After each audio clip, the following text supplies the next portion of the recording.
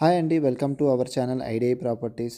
So, present వచ్చేసి మనము S117 అనే మార్కింగ్ దగ్గర ఉన్నామండి.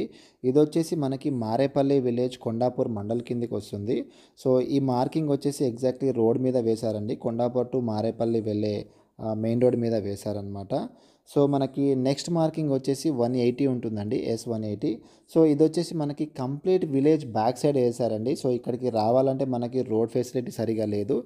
సో, అక్కడున్న రైతు సహాయంతోనే మనం ఒక టూ వీలర్ మీద ఇక్కడికి రావాల్సి వచ్చిందనమాట. సో, ఇక్కడ మనకి S180 అనే మార్కింగ్ ఉంది. కంప్లీట్ విలేజ్ బ్యాక్ సైడ్లో ఉంటుంది. సో, ఇక్కడ మనకి పొలాల మధ్యలో వేశారనమాట ఈ మార్కింగ్ వచ్చేసి. ఈ మార్కింగ్ వచ్చేసి మనకి అలియాబాద్ విలేజ్ కొండాపూర్ మండల్ కిందికి వస్తుందండి ఇది. సో, ఇది కంప్లీట్ విలేజ్ బ్యాక్ సైడ్ వేశారనమాట.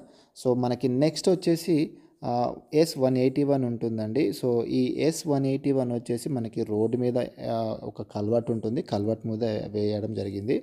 సో, ఇదొచ్చేసి మనకి నాగసాన్పల్లి మనకి సదాశివపేట్ మండల్ కిందికి వస్తుందండి. సో, ఇది మాత్రం మనకి సదాశివపేట్ మండల్ ఇక్కడ స్టార్ట్ అవుతుంది కాబట్టి ఇది సదాశివపేట్ మండల్లో వస్తుంది, నాగసాన్పల్లి అనమాట. సో, మన నెక్స్ట్ వీడియో వచ్చేసి పెద్దాపూర్ అండ్ గిర్మాపూర్కి సంబంధించి దాదాపుగా 220 ఎకరాలు అయితే ల్యాండ్ అక్విజిషన్ సంబంధించి అక్కడున్న రైతులను అయితే మనం అడిగి తెలుసుకోబోతున్నాము.